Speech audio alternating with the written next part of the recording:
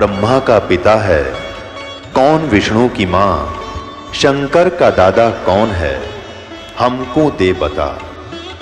ये जानने के लिए कृपया सुनिए। जगत गुरु तत्वदर्शी संत रामपाल जी महाराज के अमृत वचन सर्व पवित्र धर्मों के पवित्र शास्त्रों के आधार पर। तो उसका यही उपाय है कि वो ना चाहते हुए भी बैठा रहे और सुनता रहे, अच्छी लगो ना लगो। इस वाणी के अंदर इतनी शक्ति है कि कुछ पापों को इस वाणी के श्रवण मात्र से और इस वाणी के चल रहे इसकी रेंज में वैसे भी बैठे रहने से कुछ पाप नाश होते हैं, जो ज्ञान यज्ञ से ही हुआ करते हैं। तो इसलिए पुण्यात्माओं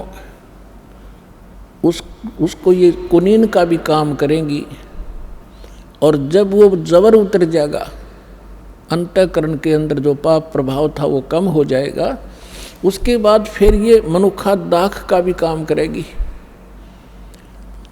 इतनी अच्छी लगेगी जैसे बुखार उतरने के बाद स्वस्थ हो जाता है प्राणी, फिर उन्हीं रोटियों को न सब्जी की आवश्यकता समझता, इतनी ज़बरदस्त भूख लगती है।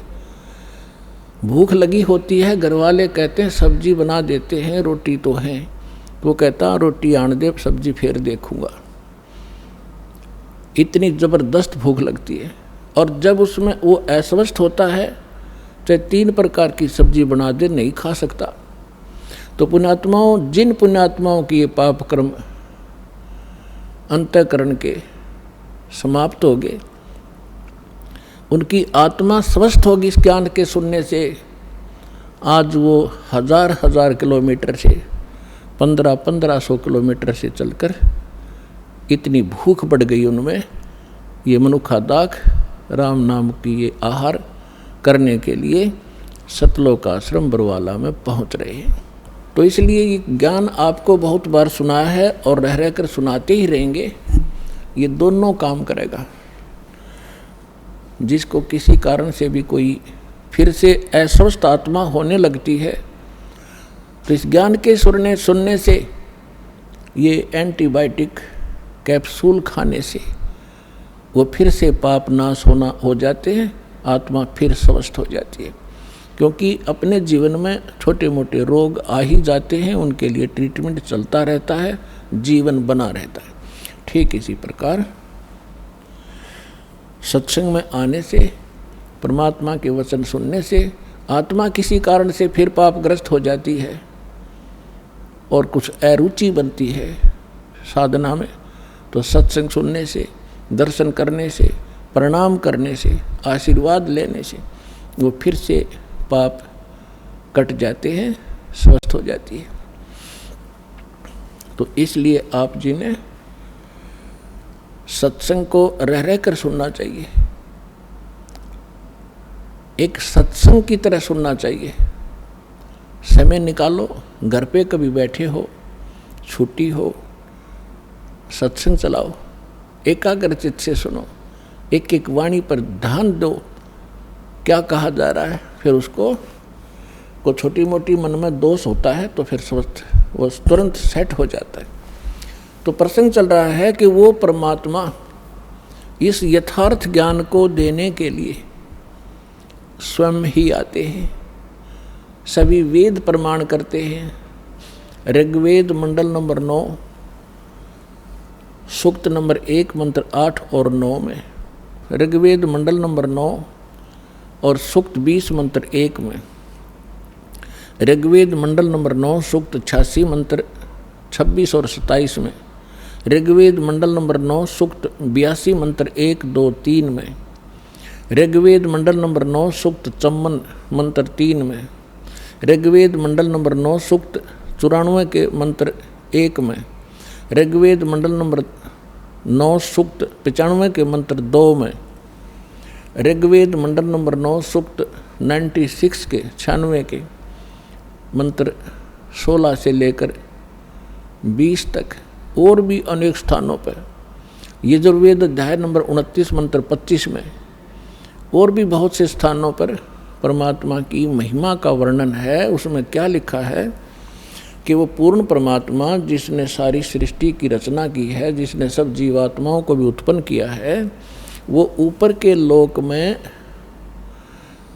धूलोक माने तेजो में लोक में, उसके तीसरे पोर्शन में बैठा, टॉप मोस्ट प्लेस पे, और वहाँ से गति करके आते हैं और इतनी तेजी से आते हैं जैसे बिजली, विद्युत आके ऊपर आकाशीय बिजली चलती है। और किस उद्देश्य से आते हैं? अच्छी आत्माओं को मिलते हैं, उनको तत्व ज्ञान से परिचित कराते हैं, अपने द्वारा रची हुई सृष्टि को ठीक ठीक वही बताते हैं। तो पुण्यात्मा वो परमात्मा चारों युगों में आते हैं। काल ने सभी को भ्रमित कर रखा है। परमेश्वर आते हैं, अपना यथार्थ ज्ञान सुनाते हैं। जो बुद्धिमान व्यक्ति होते हैं उस ज्ञान को ग्रहण करके परमात्मा की भक्ति करके सतलोक चले जाते हैं, 84 लाख योनियों के कष्टों से बच जाते हैं। तो इसी उद्देश्य से परमात्मा चारों युगों में आए। चारों युग में मेरे संत पुकारे, कूक कहा हम हेल रे, हीरे माणिक मोती बरसे, ये जग चुगता ढेल रे। परमेश्वर कबीर साहब जी कहते हैं हम चारों युगों में आए और चारों युगों में मैंने अपनी प्यारी आत्माओं को ये ज्ञान सुनाया। जो दृढ़ भक्त थे, अच्छी आत्माएं थी, उन्होंने मेरे इस ज्ञान को स्वीकार किया और मुझसे परिचित होकर मेरे लोक को देखकर, सतलोक को जहाँ मैं रहता हूँ, वहाँ ले जाकर परमात्मा ने उनको वापस छोड़ा। प्रत्येक युग में 1, 2, 4 आत्माओं को ऐसे किया। कलयुग के अंदर जिन महापुरुषों को परमात्मा मिले, जो दास के नॉलेज में हैं और जिनको हम मोक्ष प्राप्त मानते हैं, आदरणीय धर्मदास साहिब जी, आदरणीय मलुकदास साहिब जी, आदरणीय नानक देव साहिब जी, आदरणीय दादू साहिब जी, आदरणीय गरीबदास साहिब जी, गांव छुड़ानी, जिला जज्जर, हरियाणा वाले, आदरणीय गीसा दास साहिब जी, गांव खेखड़ा, जिला बागपुर, उत्तर प्रदेश वाले, आदरणीय स्वामी रामानंद जी, बनारस, काशी, उत्तर प्रदेश वाले, इन महापुरुषों को परमात्मा मिले और उनको सचखंड लेकर गए जहाँ भगवान रहते हैं, जहाँ हम पहले सभी रहा करते थे। पुण्यात्माओं, ये ज्ञान आज तक काल ने इतना दबा दिया था कि किसी का भनक नहीं पड़ गया, और अब ये परमात्मा ने सार्वजनिक करना था, ये समय निर्धारित पहले ही कर दिया था। वो समय आ गया, वो ठीक का समय आ गया अब। तो अब ये पूरे विश्व में फैलेगा और सबको चाह है भगवान की। अब भूल में चाहे कोई कितनी गलती कर रहा है, उस काम को अच्छा मान रहा है। कोई कसाई है, बकरे काटे, गायें काटे, भैंस काटे, तो वो भी न्यू मान रहा है, ठीक है, दादा करे था, परदादा करे, यही काम कर रहा था और पिताजी भी यही कर रहे थे, कोई नो प्रॉब्लम। अब कोई शराबी है, शराब पी के उसी को अच्छा मान रहा है। कोई रिश्वत लेता है, बड़ा अधिकारी बन के बड़ा आनंद मान रहा है। जब उसको ज्ञान होगा ये जहर दिखाई देगा और छुए भी नहीं का। ऐसे कर्म फोड़े, फिर कैंसर हो जा, टांग कट जा, अंधा हो जा, अगले जन्म में फिर कुत्ते गधे सूअर बन के कहाँ घूम रहे होंगे। तो हमने केवल अपने इस वर्तमान की चिंता है और परमात्मा ने आपके भविष्य की गणी चिंता है। श्रीमद् भगवत गीता अध्याय नंबर 4 के श्लोक नंबर 32 में भी इसका प्रमाण है। गीता ज्ञानदाता कहता है कि अर्जुन, मैंने अभी आपको जो 25 से लेकर 30 तक आपको जो ज्ञान बताया कि कोई तो देवताओं की पूजा करके निश्चिंत है, कोई केवल व्रत उपवास रखता है, कोई योग अभ्यास ही करता है, कोई स्वाध्याय करके ही अपना मोक्ष मान रहा है, और कोई अहिंसावादी तीक्ष्ण व्रतों को ही करके ये समझ रहा है मैं मोक्ष प्राप्त करूंगा। जैसे मुंह पर पट्टी बांध कर नंगे पैरों घूमना, जैसे ये जैनी घूमा करते हैं। तो परमात्मा ने फिर गीता ज्ञानदाता कहता है कि ये सब अपनी अपनी साधनाओं को पापनाशक जानते हैं। यानी पाप नाश होंगे तो मोक्ष होगा। सभी इसलिए कर रहे हैं कि जो साधना जो भी कोई कर रहा है उसने बढ़िया मान रहा है, सही मान रहा है, नहीं तो उसको पता लग जाएगी दिशा गलत है तुरंत छोड़ देगा। तो वो सब अपनी अपनी साधनाओं को पाप नाशक जानते हैं, यानी सही मान रहे। लेकिन चौथे अध्याय के 32वें श्लोक में कहा कि अर्जुन, इन यज्ञों यानी धार्मिक अनुष्ठानों की जानकारी परमात्मा ने अपने मुख कमल से बोली है, उसमें विस्तार से कही गई है, उसको सूक्ष्म वेद तत्व ज्ञान कहते हैं। उसको जानने के बाद तो सभी पाप कर्मों से मुक्त होगा। चौथे अध्याय के 33वें श्लोक में कहा है कि अर्जुन, इस द्रव्य में यज्ञ की अपेक्षा ज्ञान यज्ञ श्रेष्ठ है। कहने का भाव यह है कि अंधाधुंध आंखें बंद करके देखा देखी ये द्रव्य यज्ञ करना, कि तो कांबड़ बांट दिए, कि तो धर्मशाला बनवा दी, कहीं भंडारे कर दिए और किसी को दक्षिणा दे दी। कहते ये इस प्रकार बगैर विवेक के, बगैर जानकारी के ये द्रव्य में यज्ञ करने की अपेक्षा ज्ञान यज्ञ श्रेष्ठ है। यानी तत्व ज्ञान समझ, फिर वो तत्वदर्शी संत तुझे जो ज्ञान दें, फिर उस तरह करो। गुरु बिन माला फेरते, गुरु बिन देते दान, गुरु बिन दोनों निष्फल हैं, चाहे पूछो वेद पुराण। चौथे अध्याय के 34वें श्लोक में कहा कि वो तत्वज्ञान तत्वदर्शी संतों किसके पास जाकर समझ, उनको दंडवत प्रणाम करने से। श्रीमद् भगवद गीता अध्याय नंबर 18 के श्लोक नंबर 65 में गीता ज्ञान दाता कहता है कि मुझे नमस्कार कर, मेरा भक्त बन, नो इसमें कोई संदेह नहीं, तू मुझे ही प्राप्त होगा। अपने को भी केवल प्रणाम करने का उसने दिशा निर्देश दिया है और तत्वदर्शी संत के लिए कहा उसको दंडवत प्रणाम की जाती है। तो उसने कहा है कि उनको दंडवत प्रणाम करने से, चौथे अध्याय के 34वें श्लोक में, कपट छोड़कर नम्रतापूर्वक प्रसन्न करने से वो तत्वदर्शी संत तुझे उस परमात्म तत्व का ज्ञान कराएंगे, वो तत्व ज्ञान तुझे सुनाएंगे। तो परमात्मा स्वयं तत्वदर्शी संत की भूमिका भी करने आए थे। जब रामानंद जी 104 वर्ष के वयोवृद्ध महापुरुष थे, ब्राह्मण थे, 4 वेद, 18 पुराण, 11 उपनिषद कंठस्थ याद कर रखे थे। परमात्मा लीला में आयु में 4 वर्ष के थे, 5 वर्ष के थे। उस समय रामानंद जी 104 वर्ष के वृद्ध ब्राह्मण थे और उस समय परमात्मा ने उसके ज्ञान को फेल करके और सतलोक लेकर गए। वहाँ परमात्मा को देखकर रामानंद जी ने जब वापस आया, समाधि टूटी उनकी, तब कहा था दोहु ठौड़ है एक तू भया एक से दो, और गरीबदास हम कारणे तुम आए हो मगजो। अब इसमें गरीबदास जी की जो साथ में नाम आता है, ऐसा समझो जैसे तुलसीदास जी ने लाखों वर्ष पहले की रामायण की घटना या कथा जो कि तो अपनी लैंग्वेज में चित्रार्थ कर रखी है, इसलिए तुलसीदास जी का नाम आता है, लेकिन गुणगान श्री रामचंद्र जी के हैं। तो इसी प्रकार गरीबदास जी को भी परमात्मा सचखंड लेकर गए थे, वहाँ से फिर वापस छोड़ा था। उसके बाद परमेश्वर ने उनका ज्ञान योग खोल दिया था। आदरणीय गरीबदास साहिब जी ने परमेश्वर की महिमा कलम तोड़ लिखी, आँखों देखी।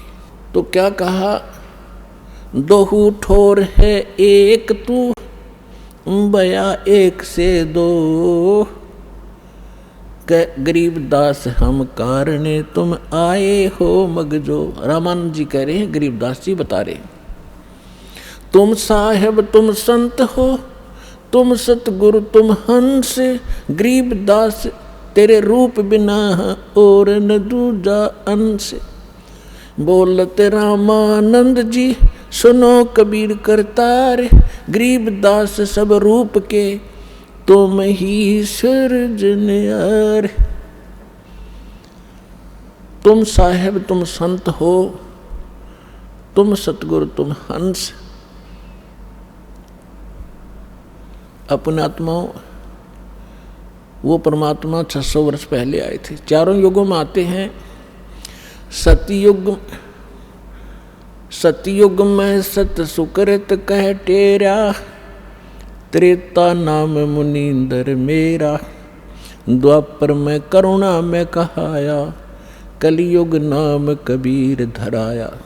तो परमात्मा जब कलयुग में सन 1398 में सतलोक से सह शरीर आए, संवत 1455 ज्येष्ठ सुदी पूर्णमासी यानी ज्येष्ठ उतरते की पूर्णमासी को सुबह ब्रह्म मुहूर्त में परमात्मा सतलोक से आए, शिशु रूप धारण करके कमल के फूल पर विराजमान हुए। वहां से नीरुनिमा नाम के एक जुलाहा दंपति निसंतान थे, परमात्मा को उठा ले गए। इसके प्रत्यक्ष दृष्टा थे एक रामानंद जी के शिष्य ऋषि अष्टानंद जी, जो उसी सरोवर लहर तारा सरोवर के ऊपर स्नान करके वहाँ कुछ देर के लिए अपने गुरु जी द्वारा बताई साधना को किया करते थे। उसी दौरान परमात्मा सतलोक से आकर उस कमल के फूल पर विराजमान हुए थे। आज का जो विषय है उसको उठाते हैं, ये थोड़ी सी भूमिका बनानी थी। अपने आत्मा परमात्मा यहाँ आते हैं। हम सभी, चाहे आज ब्राह्मण हैं, चाहे हम कोई अन्य कास्ट में जन्मे हैं, और चाहे हम हिंदू हैं, मुसलमान हैं, सिख या ईसाई या कोई अन्य किसी भी मजहब धर्म से संबंध रखते हैं, हम सभी एक परमात्मा के बच्चे हैं, कबीर साहिब के। चाहे कोई चींटी है, हाथी है, मच्छर है, माखी है, कुत्ता है, गधा है, सूअर है, ये सभी उस परमात्मा के बच्चे हैं। उस मालिक को ये सभी इतने ही प्यारे हैं। जैसे दास ने कहा था, अभी ऐसा ही है जिस भी कोई भी माता पिता का कोई कैसा ही बालक हो, चाहे वो अपाहिज हो। दास ने देखा कि एक जन्मजात एक बच्चा ऐसा था, बिल्कुल हाथ भी टेढ़े, मुंह भी बांगा, लाल पड़े, ना बोल पावे। उसकी माँ और उसके पिता उसको इतना प्यार करते थे, उसको उसकी लाल पूछा करती थी उसकी माँ बुरी तरह, फिर मुँह धो के अच्छे से लाड करती थी, जबकि वो 12-13 साल का उस पर पड़ा रहता था चारपाई पर। तो पुण्यात्माओं, हम उस परम पिता के बच्चे हैं। और आज चाहे कोई गधा है, चाहे सूअर बना है, चाहे कुत्ता बन कर दुख पा रहे हैं, उस परम पिता को इतने ही प्यारे लगते हैं। चाहे कोई गाय है, भैंस है, मुर्गा है, बकरा है, और जो इनको तंग करता है, खाता है, मारता है, उस परम पिता को बहुत कष्ट होता है। और इस काल ने हमारे साथ ऐसा जुल्म कर रखा है कि वो हमारे पिता के साथ प्रतिशोध ले रहा है। इस निकम्मे ने गलती तक खुद करी वहाँ, जब इतना वहाँ सुख सथल था, कोई कमी कहे की थी नहीं। इसके बकवाद भाई तपस्या करी, अलग राज लूँगा, बता, चाहे 100 ब्रह्मांड ले ले, एक चारपाई पर सोना है, चाहे 20 कमरे की कोठी बना ले, एक चारपाई पर एक कमरे में एक कोण में पड़ा रहना है जीव ने, बाकी बकवाद किस लिए। ये इस जैसी ही वृत्ति हमारी होगी। और फिर जब इसने उस लड़की के साथ दुर्व्यवहार किया, गलती आप करी, परमात्मा ने निकाल दिया तो उसका दुश्मन बन गया। अब हम आगे गलती से उस परम पिता के बच्चे इस काल के जाल में, अब इसने प्रतिशोध ले रखा है। आप देख लो, जब कोई जीव सुखी हो, सारी ऐसी मर्यादाएं बना दी। जैसे घर में देख लो, घर घर में महाभारत रोज होती है। ऐसा संयोग बना रखा कि जैसे सास तो होगी 50 वर्ष की और बहू होगी 18 और 20 वर्ष की। अब 50-55 वर्ष के व्यक्ति का और 18-20 वर्ष के बालक की कदे भी नेचर ना मिले, और दोनों ने घर में रहना, दोनों का खड़ा जो एक्सीडेंट रहेगा। तो चैन होने नहीं देता, इसने इस ढंग से सेट कर दिया। तो पुण्यात्मा इसका और कोई विकल्प नहीं है, एक तो ज्ञान समझे और ज्ञान समझ कर फिर उस ज्ञान के आधार से शांति हो सकती है। एक उदाहरण है, एक सास अपनी बहू को बहुत ताड़ती थी, धमकाती, खुरकाती थी, छोटी छोटी बातों पर घना दुखी कराया करती। तो एक दिन उसने उसकी सास को, उसकी एक सहेली बुढ़िया थी, वो कहने लगी कि बहन चल सत्संग सुन कर आते हैं, मैं आज लेट होगी, थोड़ी देर होगी, मुझे अकेली मैं जा नहीं सकती, तो मेरे साथ चल। वो कभी सत्संग के वो नाम से बहुत चिढ़ा करती, लेकिन उस दिन अपनी सहेली के कारण वो ना नहीं कर सकी, चल तेरे साथ चल पड़ती हूँ, मैं पसंद नहीं करती इन सत्संग ने, इसमें तो सारे आलसी लोग जाते हैं, निकम्मे व्यक्ति जाते हैं जो काम नहीं करते, करके खा ले कर दे दे, यही बात बड़ी, इस तरह के फार्मूले हमारे सभी के थे। तो बुढ़िया चली गई, तो वहाँ ज्ञान सुना। सत्संग में यही बताया जाता है कि जो भाग्य में लिखा है वो तो होना ही होना है। जैसे कोई नुकसान हो गया घर में, कोई करके कुछ नहीं, अपने घर में हानि, और फिर भी हो जाता किसी भी कारण से, तो फिर दूसरे जो बड़े होते हैं वो छोटों के पीछे पड़ जाते हैं। सास बहू के पीछे पड़ जाएगी, तेने नाश कर दिया, तू आगा पीछा नहीं देखती है, घर का नाश करेगी, कड़ा मचवा दे। तो सत्संग में बताया जा रहा था कि नुकसान होना था वो तो हो लिया, वो तो होना ही था। अरे अब बेमतलब की राड भी क्यों कराया करो, तुम भगवान पर भरोसा रखो, हो गया, ना जाने के कैर टूटना था, थोड़े में टल गई। और पुण्यात्माओं, साबुन और जल का स्वभाव है कपड़े का मैल अवश्य उतारेगा जब उसके संपर्क में आ गया, और प्रयोग करने वाला ठीक सा आदमी होगा, जानकार हो। तो सत्संग में आने से अवश्य आत्मा में चोट लग गए, और अब तक हमने जो ज्ञान सुना था उस पर आधारित हो गए, जब ये सुनाएंगे तो हम क्यों ना इधर डाइवर्ट होंगे। उस बुढ़िया का घनी समझ में आएगी, सचमुच होना हो तो हो ही चुका होता है, और बाद में बेमतलब की बकवास राड बढ़ाने वाली बात है वो तो और अशांति फैलती है। उसने दीक्षा भी ले ली। अब एक दिन क्या हुआ, उसकी पुत्र बधू भैंस का दूध निकाल के और ऊपर कड़ियों में से एक कड़ा टांगा करते, लोहे का सरिया सा, नीचे हुक बना के उसमें बाल्टी टांग देते दूध की, बिल्ली और कुत्ते के बचाव से। तो उसकी पुत्र वधू ने दूध निकाला, 5-6 किलो दूध एक समय का, और उसमें वो टांगने लग गई ऊपर ने।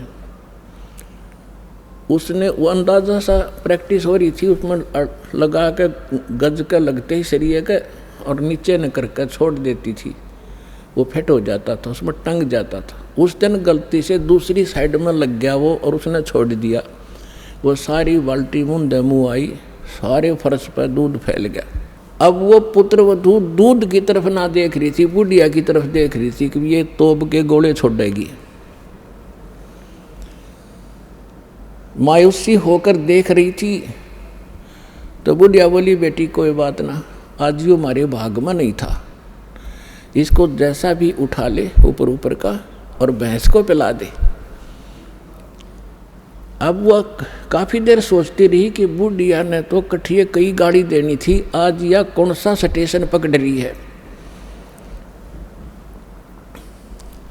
काफ़ी देर तो उसको विश्वास हुआ नहीं। उसने सोची यार गुस्से में ऐसे कह रही होगी। फिर उसने सोचा कि तेरा पति आएगा जब उसने सिखावेगी। उस दिन उसको भी नहीं कुछ बताया उसने। तो उस बुढ़िया, उस लड़की ने, पुत्र वधू ने उस अपनी सास के पैर पकड़ लिए, ना दोनों ने रक्षा करती, और कहा माँ मेरे से गलती होगी। ना बेटा कोई बात ना, ये तो होना ही था, ये तो हमारे भाग में था ही नहीं, खाम खराड़ बढ़ाया करते हम तो बेटी, कदे कुछ नहीं कूट रहे थे।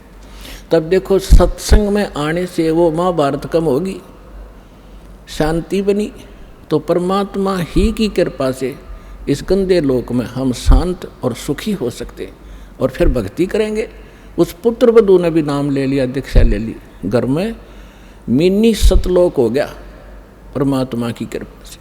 तो पुण्यात्माओं परमात्मा आकर ज्ञान सुनाया करते थे और वही ये यथार्थ ज्ञान दिया करते थे।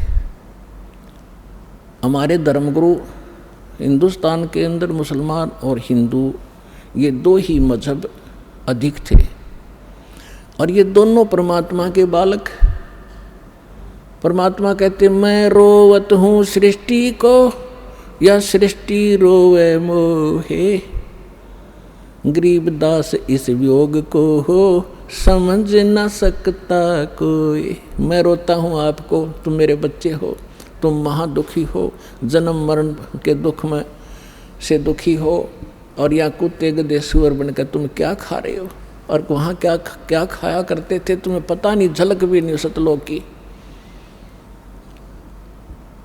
तो इस उद्देश्य से 600 वर्ष पहले मालिक जब 5 वर्ष के हुए उसी समय उस रामानंद 104 साल के ब्राह्मण के छक्के छुड़ा दिए थे ज्ञान में।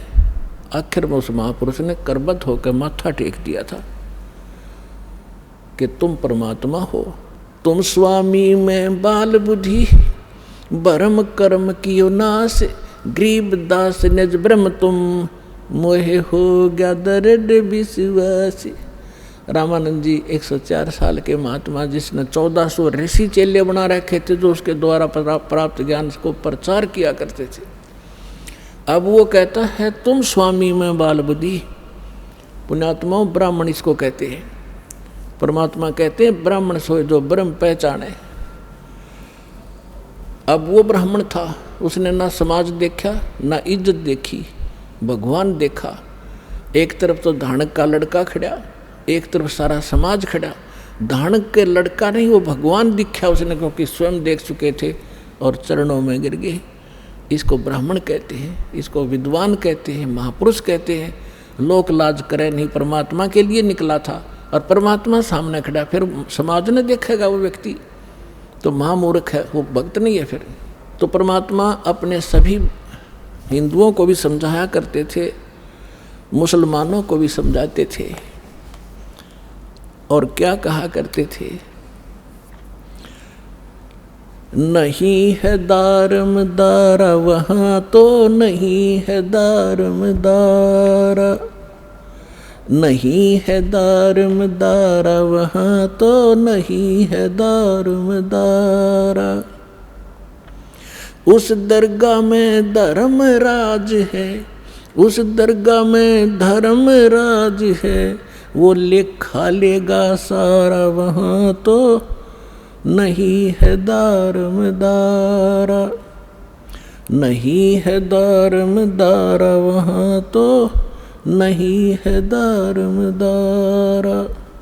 मुल्ला कुके बंग सुनावे, मुल्ला कुके बंग सुनावे, ना बैरा करतारा वहाँ तो नहीं है दारमदारा, नहीं है दारमदारा वहाँ तो नहीं है दारमदारा।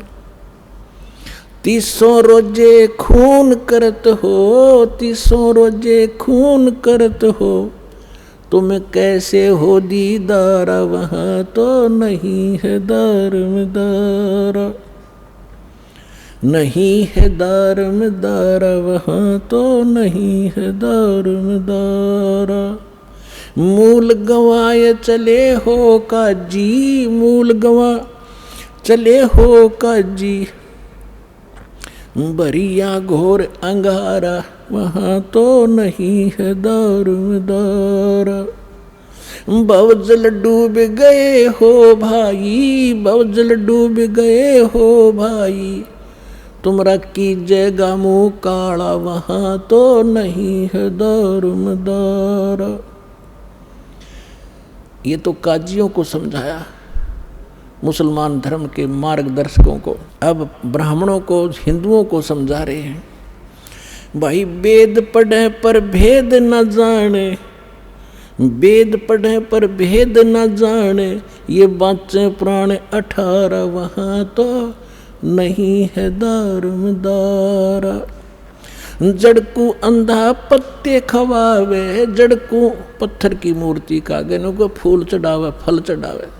और पढ़े वेद और गीता और ओछी साधना करे मनमुखी। वेद पढ़े पर भेद न जाने, ये बातें पुराने 18, जड़ को अंधे पत्ते खुआवे, ये भूल गे सिरजनहारा। उजड़ खेड़े बहुत बसाए, बकरा झोटा मारा, जाकू तो तुम मुक्ति कहत हो, वो है कच्चे बारा।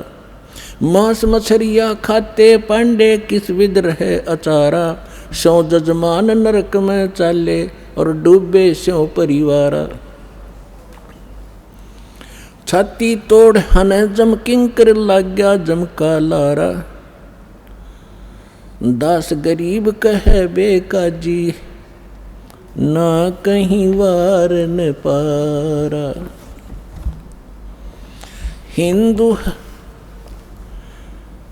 हिंदू हदीरे पूजे ही, ये मुस्लिम पूजे घोरे। दोहु दीन धोखे पड़े, ये हो गए कठिन कठोरे। हिंदू तो ये माता मसाणी मंडी मरने के बाद उसकी यादगार बना ली, उसने पूजे। और मुसलमान पूजते हैं उन दरगाहों को जहाँ कोई संत फकीर पीर रहा हो, उसकी मृत्यु के बाद यादगार बना दी। हिंदू हदीरे पूजे ही, ये मुस्लिम पूजे घोरे।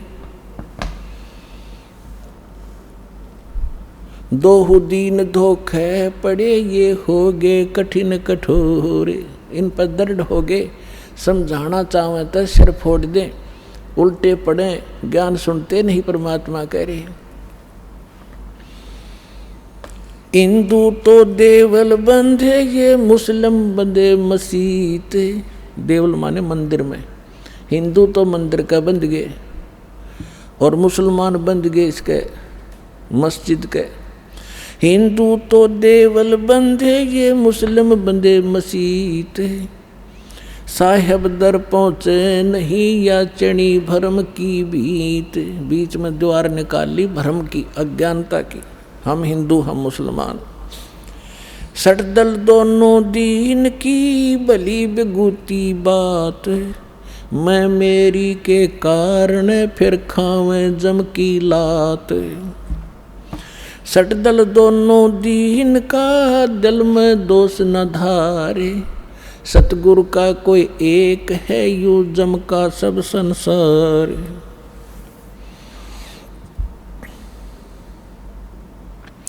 अदम उदाहरण संग है, कर प्रतीत पिछाड़े। हृदय माथे की गई, पूजे जड़ पाषाण। अपने आत्माओं, परमात्मा का उद्देश्य ये था कि तुम इस अच्छी साधना छोड़कर सच्ची साधना करो बच्चों। अब मुसलमानों को कहा करते थे, काशी जोरा दीन का, ये काजी खलस करनते। गरीबदास उस सरे में झगड़े आन पड़नते। सुन काजी राजी नहीं, आपे अलय खुदा। गरीबदास किस हुक्म से तन पकड़ पछाड़ी गाय। अब परमात्मा कहा करते थे कि तूने किसके आदेश से गाय मार दी। उस परमात्मा का आदेश जिसने 6 दिन में सृष्टि रची और 7वें दिन तख्त पर जा बैठा, आप उसके आदेश का पालन करो। वो है अल्लाहु अकबर। परमात्मा स्वयं आए हुए थे, वो बता रहे थे। और इसी परमात्मा की जानकारी है बाइबल के अंदर उत्पत्ति ग्रंथ में। उसमें स्पष्ट किया है कि 6ठे दिन परमात्मा ने मनुष्यों की रचना की, उससे पहले सभी जीव जंतु उत्पन्न कर दिए। और उस मनुष्य को परमात्मा ने अपने जैसा पैदा किया, अपने जैसी शकल का, मनुष्य जैसा। तो परमात्मा मनुष्य जैसा है। और उसने आदेश दे दिया उस परमेश्वर ने कि तुम सभी के लिए जो अन्य प्राणी हैं उनके लिए छोटे छोटे बीजदार छोटे छोटे घास फूस के पौधे और मनुष्यों के लिए बीजदार पौधे और फलदार वृक्ष, नथिंग एल्स। मांस खाने का आदेश उस परमात्मा का नहीं है। आगे आपकी कुरान शरीफ में ये थी, उस परमात्मा के स्थान पर किसी अन्य फरिश्ते का आदेश तुमने लिख लिया है तो उस परमात्मा का आदेश नहीं है, उसके आदेश का पालन करो। अब क्या बताते हैं परमात्मा, गौ हमारी माता है, गौ हमारी माता है, पीवत जिसका दूध। पहले भैंस कम होती थी, सबके घरों में गायें होती थी। अब जिसका हम दूध पीते हैं, प्रथम जननी जो होती है उसका दूध पीते हैं, वो माँ कहलाती है।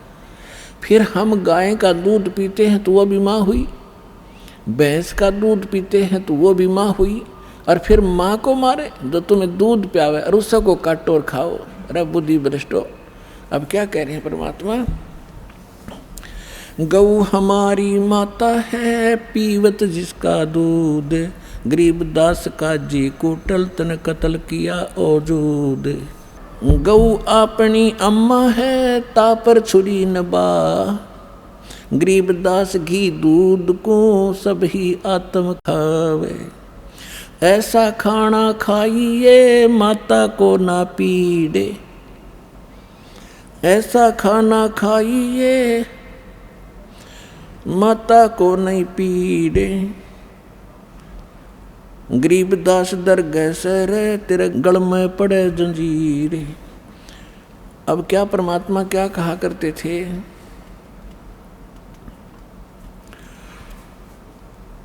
कि काजी पटक कुराने को उठ गए सिर पीट। गरीबदास जुल्हे ने इस धानक ने कैसी कही बात कही अदीठ। अदीठ माने हमने कभी सुनी नहीं ये बात, ऐसी ऐसी बकवाद कर रहा है ये। और गुस्से में होकर उठ कर काजी चले गए। उस दिन सिकंदर लोधी दिल्ली के बादशाह बनारस में गए हुए थे, क्योंकि सिकंदर लोधी दिल्ली का जो सम्राट थे उसके अंतर्गत ये सभी भारत के छोटे छोटे राज्य राजा उसी के अधीन थे। उसमें दिल्ली का जो शासक था सिकंदर लोधी था, वो मुसलमान था, और काशी का नरेश था वीरदेव सिंह बघेल हिंदू, वो दिल्ली के बादशाह के अधीन थे। तो अपने अन्य स्टेट में संभालने के लिए ये सिकंदर लोधी यदा कदा जाता रहता था। तो जब जिस दिन वो सिकंदर लोधी वहाँ पहुँचा हुआ था, ये वार्ता तो उनकी पहले होती रहती थी, उस दिन सिकंदर लोधी वहाँ पहुँच गया।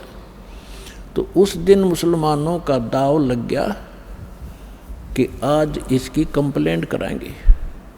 ये वीरदेव सिंह बघेल तो हमारी बात सुनता नहीं, क्योंकि ये तो इसका शेष हो चुका है, और सिकंदर लोधी के आने से हम उसको बताएंगे। तो क्या है, काजी पटक कुराने को उठ गए सिर पीट, गरीबदास जुल्हा कही ये बानी अकल अदीठ। जुल्हे दीन बिगाड़िया काजी आए फेरे, गरीबदास मुल्ला मुर्ग अपनी अपनी बेरे।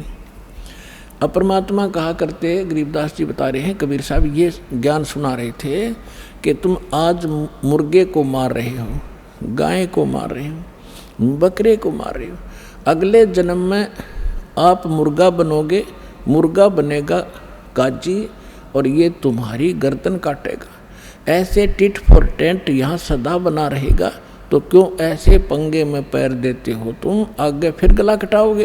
तो ये ज्ञान भगवान दे रहे थे, लेकिन वो शैतान मान नहीं रहे थे। मुर्गे से मुल्ला भये, मुल्ला से फिर मुर्गे।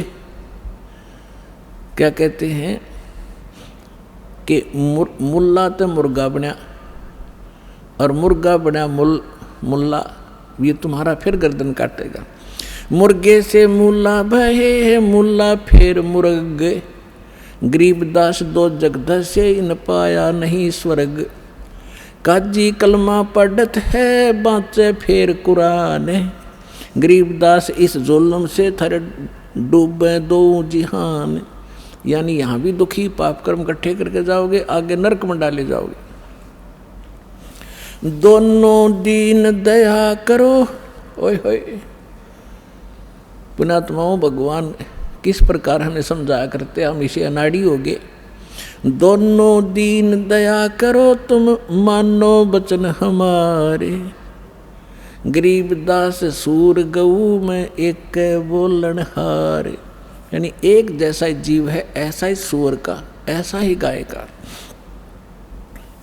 सूर गऊ में एक है, गाय भखो ना सूरे, गरीबदास सूर गऊ दोहू का एक नूर, मुल्ला से पंडित भये है, पंडित से भय मूल, गरीबदास तज बैर भाव तुम कर लो सुलम सूल, कि तुम आपस में प्यार से रहो, आपस में कंप्रोमाइज करो, किसी को दुखी ना करो, मारो मत, आपस में लड़ो मत। हिंदू झटके मारे ही ये मुस्लिम करें हलाल, गरीबदास दोनों धर्म का वहाँ होगा हाल बेहाल। अब हिंदू तो ये कहते हैं हम एक ही झटके से सूअर को काट देते हैं या बकरा काट देते हैं, जो बलि चढ़ाते हैं उसमें उसको पीड़ा नहीं होती, और हिंदुओं के जो बलि चढ़वाने वाले गुरु कहते हैं हम एकदम झटके से मार देते हैं और उसको पीड़ा नहीं होती। और मुसलमान क्या कहते हैं, हम तो धीरे धीरे प्यार से काटते हैं और कलमा पढ़ते रहते हैं और धीरे धीरे प्यार से काटते हैं। परमात्मा कहा करते यदि देखो चाहे झटके तो मार दो चाहे धीरे धीरे मार दो, उसकी जान तो गई, ला तुम्हारी गर्दन काटे, किसी तरह कहोगे उसी तरह काट दूंगा, आओ एक जना, बकवास करते। तो हमने ज्ञान नहीं, केवल बकवास भाई, भगवान ने समझाया तो हम उनके दुश्मन बन गए।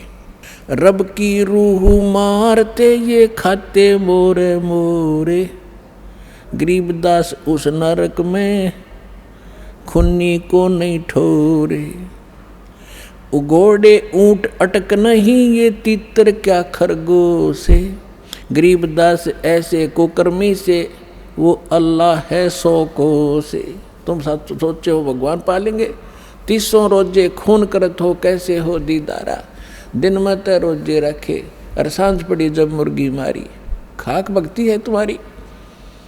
दिन में तो भूखे मरे भगवान के लिए, और शाम ने भगवान की वह मूर्ति काट दी, भगवान का बनाया हुआ मुर्गा। एक बाबा जी साधु संत जा रहा था, रास्ते में एक झोंपड़ी थी, उसमें कुछ व्यक्ति एक देगची में कोई वस्तु उबाल रहे थे, पका रहे थे। उस संत ने पूछा कि क्या बना रहे हो भक्तों? उन्होंने कहा बाबा जी महाराज जी मुर्गा बना रहे हैं। उसने कहा अच्छा भाई मुर्गा बना लेते हो तुम? हाँ जी दिखाना। उन्होंने ढक्कन उठा कर दिखाया, उसमें वो मांस उबालन लग रहे, उसके हाड उड अंदर ही उबलन लग रहे और उसकी पाँख पड़ी बराबर में। वो कहने लगा रहा बना तो भगवान ने रखा था, तुमने तो बिगाड़ दिया यू, तुमने बना तो भगवान ने रखा, तुमने बिगाड़ दिया, इसका सारा नाश कर दिया। अब आगे परमात्मा क्या कहते हैं, अब कैसे खाओ, क्या भोजन खाओ? बासमती चावल बासमती चावल पकाओ, गरत खांड टुक डारे, घी और खांड डालो उस चावलों में। गरीबदास करो बंदगी, भाई कूड़े काम निवारे, भक्ति करो, ये बुंडे काम छोड़ दो, ये बुरे काम छोड़ दो। बासमती चावल पकाओ, गरत खांड टुक डारे, गरीबदास करो बंदगी, कूड़े काम निवारे। फुलके धोवा दाल कर तुम हलवा रोटी खाओ, गरीबदास का जी सुन मिट्टी मांस ना पकाओ। कहते हैं बढ़िया दाल और बढ़िया फुलके बनाओ हलवा रोटी खाओ, काजू किस्मत सेब संतरे खाओ, ये अड़ंगा क्यों खाते हो, पाप के भागी क्यों बनते हो। अपने आत्माओं, आप जी को इसके साथ साथ दास वो ज्ञान सुनाना चाहता है जो परमात्मा सुनाया करते थे, दोनों को समझाया करते थे। अवगत महल की सुन बात, एक का एक संग नौ साथ। क्या बताते थे कि यहाँ से जब तुम जाओगे ना तुम्हारा भाई साथ जाएगा, ना बेटा साथ जाएगा, ना माँ साथ जाएगी, ना पत्नी, ना कोई संपत्ति साथ ले जाओगे। अवगत महल की सुन बात, एक का एक संग ना साथ। जासे हुआ सकल जिहान, ओंकार पंच विमान ब्रह्मा विष्णु शंकर आदि। अवगत ध्यान सुन समाध। फिर बताते हैं, माया मूल का है बास, जोरा काल हंस गिरा से। अंसा कौन विधि छूटे, कि जोरा काल तिसे लूटे। कि कैसे तुम्हारा छुटकारा होगा, काल तुम्हें भ्रमित कर रहा है, तुम्हारी पुण्य कमाई को वह स्वर्ग में लूट लेता है। फिर उत्तर देते हैं, सतगुरु मिले संत सुजान, तो या मिटे आवाजान। नेमी नेम कर भूले, उर्दमुख पीहिंग कस झूले। पंच अग्नि लगावे पीठ, सौदा ज्ञान सकल वसीठ। मुंडित जट्टा जोटम बेख, डूब्या सकल बिना विवेक। बिना ज्ञान के ये सब डले ढोरे हैं। क्या कहते हैं कि कोई तो ऊपर को पैर करके नीचे को सिरासन पर खड़े होकर, जैसे भस्मागिरी जैसे निकमी आत्मा सिरासन पर 12 वर्ष तक खड़ा रहा और भगवान शिव की पूजा करे, उसी का पुजारी। और भगवान शिव से फिर भगवान शिव ने पूछा, भाई क्या मांगता है, मांग। कहा कि वचनबद्ध हो, वचनबद्ध हो गया। और क्या मांग गया कि भस्म कड़ा दे दो। किस लिए तपस्या कर रहा था कि शिव जी ने मार दूंगा, पार्वती ने पत्नी बनाऊंगा। ऐसे दुष्ट तो अरे इसी तगड़ी साधना करते दिखेंगे तो तगड़ा भगत होगा। तो परमात्मा कहते प्रथम तो ये साधना शास्त्र विरुद्ध, और फिर तत्व ज्ञान बिना ये विकार मिटे नहीं। नेमी नेम कर भूले, उर्दमुखी पीहिंग कुछ झूले। कोई तो ऊपर न पैर करके नीचे न सिर, या कोई पींग ऐसे झूला सा डाल कर उसमें खड़े होकर तपस्या करते हैं। कोई पंच अग्नि लगावे पीठ, सौदा ज्ञान सकल बसीठ। कोई पांच धोने लगा कर बीच में बैठ जा डोंगी, और कख उसने पता नहीं है। कहीं वेद और गीता में ये साधना जो ये डड़े डोया करते, राम देखा करते। मुंडित जट्टा जूटम बेख, डूब्या सकल बिना विवेक।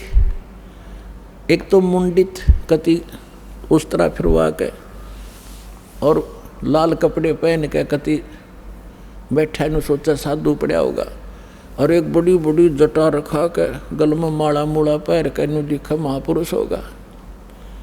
उसके विषय बता रहे थे, मुंडित जट्टा जुटम बेख, डूब्या सकल बिना विवेक। अलोनिया खाते नहीं लोन, जीजे पीठ तिस गौण।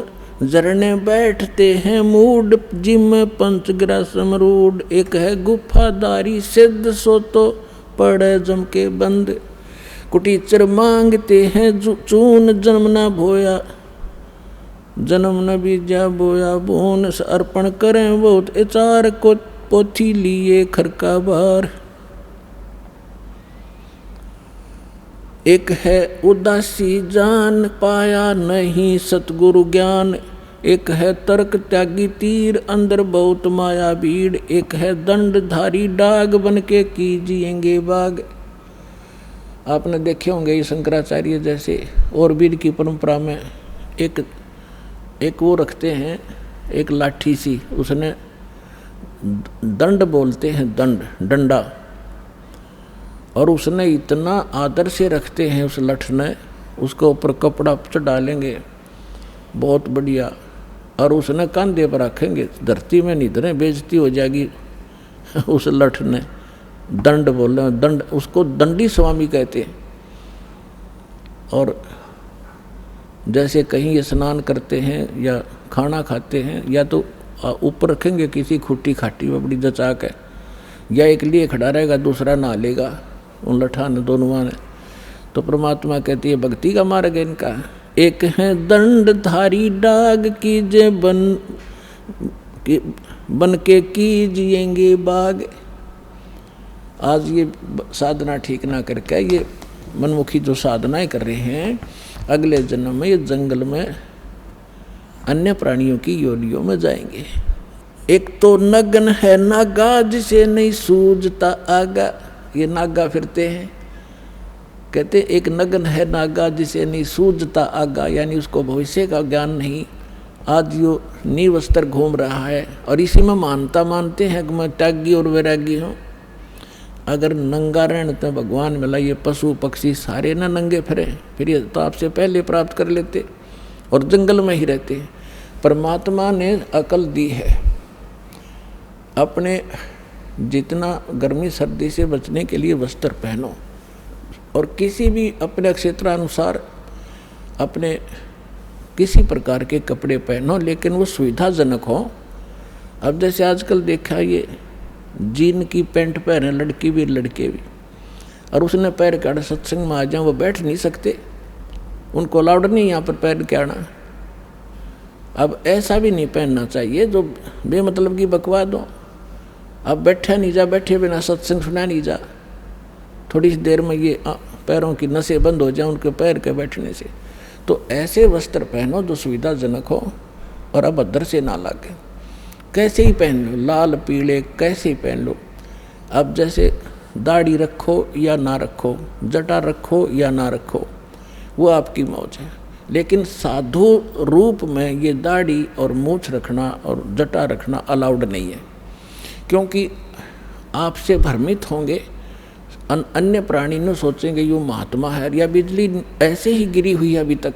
हम इन नकलियों को एक विशेष साडंबर देख कर उसी को प्रणाम, उसी को दान, उसी से दीक्षा ले बैठते हैं। आइए अब हम उन श्रद्धालुओं के अनुभव जानते हैं जो जगत गुरु तत्वदर्शी संत रामपाल जी महाराज जी से दीक्षा प्राप्त कर चुके हैं तथा उनके द्वारा बताए गए भक्ति मार्ग पर चल रहे हैं। नमस्कार जी। सत साहिर जी। क्या नाम है जी आपका? लता दासी। बहन जी आप कहाँ से हैं? छत्तीसगढ़ राजनांदगांव से। संत रामपाल जी महाराज से नाम दीक्षा आपने कब ली? 2013 में जी।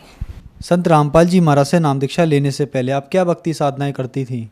मैं कबीर साहब को ही मानती थी और बनारस से विजयदास शास्त्री से नाम दीक्षा ली थी जी। तो फिर आप संत रामपाल जी महाराज की शरण में कैसे आईं? वो भक्ति करते करते हमें कोई लाभ होता नहीं था। मेरे सर में इतना दर्द होता था। मेरे शादी के बाद मेरे हस्बैंड आर्मी में हैं, तो मुझे रांची लेके गए थे। वहाँ आर्मी के डॉक्टर को बहुत दिखाया और इधर आई तो तांत्रिकों को भी बहुत दिखाया। मेरे सर में इतना दर्द होता था, मैं मानसिक परेशानी भी होता था मेरे को, मैं कोई काम नहीं कर पाती थी। इतना टेंशन में मेरे हाथ पैर ना हिलता था। तो मेरे हस्बैंड भी परेशान थे, क्या करें, इतना दिखाते हैं फिर भी ठीक नहीं होता करके। उसके बाद मेरी बहन ने बताया कि कोई सत्संग में चैनल में सत्संग आता है, वो संत बहुत अच्छा है, आप इधर आके देखो संत रामपाल जी महाराज के बारे में। तो हम गए वहाँ पे, संत रामपाल जी महाराज से नाम दीक्षा लिए। संत रामपाल जी महाराज से नाम दीक्षा लेने के बाद आपको क्या क्या लाभ मिले? पहला तो मेरा जो सर दर्द होता था, मानसिक परेशानी थी, वो ठीक हुई। और उसके बाद एक बहुत बड़ा लाभ और है, मेरे हस्बैंड जब रिटायर हो रहे थे आर्मी से, तो 1 महीना पहले उसको नींद आना बंद हो गया था। बहुत बेचैनी महसूस करते थे। अब ये सर्विस छूटने के बाद मेरा सरकारी जॉब तो लगेगा नहीं, क्या करेंगे हम। बहुत टेंशन में रहते रहते वो आए यहाँ पे, हम आए, रिटायर होके आ गए। फिर उन्होंने एक दिन हंसते हुए जाके, हमसे कोई झगड़ा लड़ाई कुछ नहीं, हंसते हुए जाके उधर मानसिक परेशानी के कारण उन्होंने वो पॉइज़न ले लिया। 2 लीटर पॉइज़न लिया, और वो जो लिया वो उसका हम नाम भी नहीं जानते, वो पॉइज़न कौन सा है। फिर उन्होंने ही फ़ोन किया कि मैं ऐसा ऐसा कर लिया, मैं यहाँ पे हूँ, तो हम मेरे लड़के और मेरे घर वाले जाके उनको शुक्ला हॉस्पिटल में एडमिट किए लाके। वहाँ रंगारी करके एक डॉक्टर था, उन्होंने 2-3 दिन इलाज किए उनके। शुरू में तो बोल दिए कि इनके बचने का कोई चांस नहीं है, सुबह से इसने पॉइज़न लिया है और आज 7 बजे आप एडमिट कर रहे हो, इसके तो पूरा बॉडी में फैल गया है करके। फिर हमने बहुत रिक्वेस्ट किए, आप इलाज तो शुरू करो, तो आप साइन कर दो बोले, कुछ होता है तो हम जिम्मेदारी नहीं लेंगे। तो इलाज कराने के लिए हमें साइन भी करना पड़ा।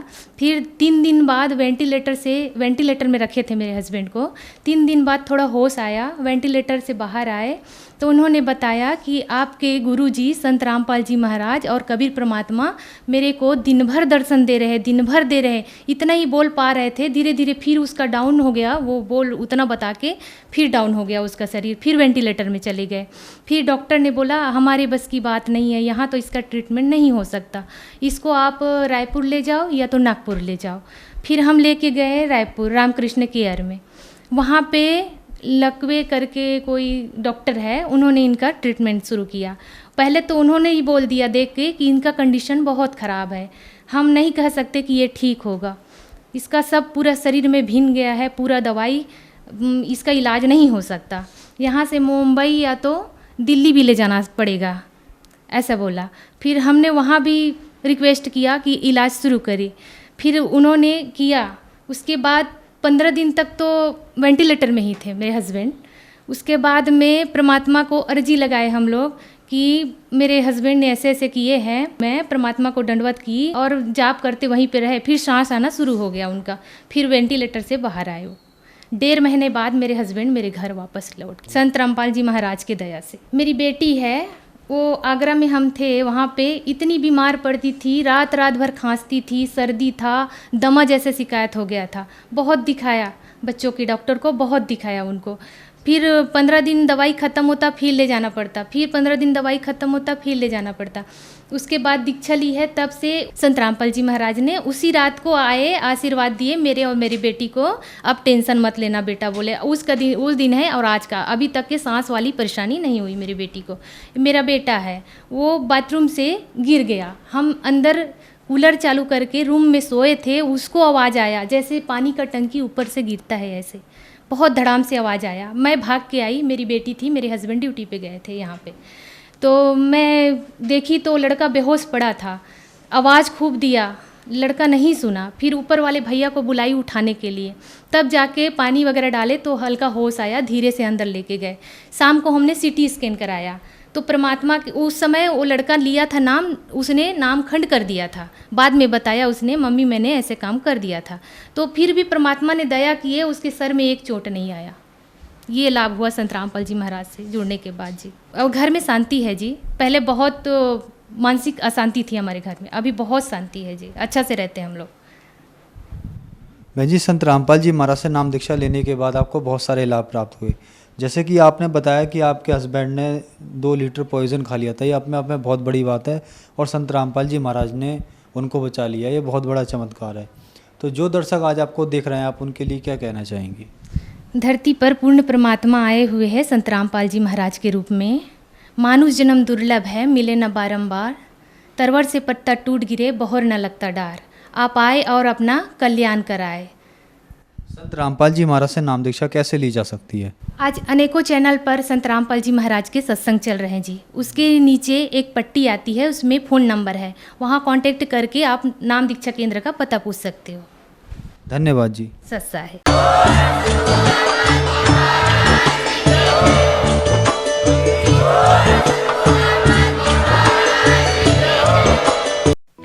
आप सुन रहे थे जगत गुरु तत्वदर्शी संत रामपाल जी महाराज के मंगल प्रवचन।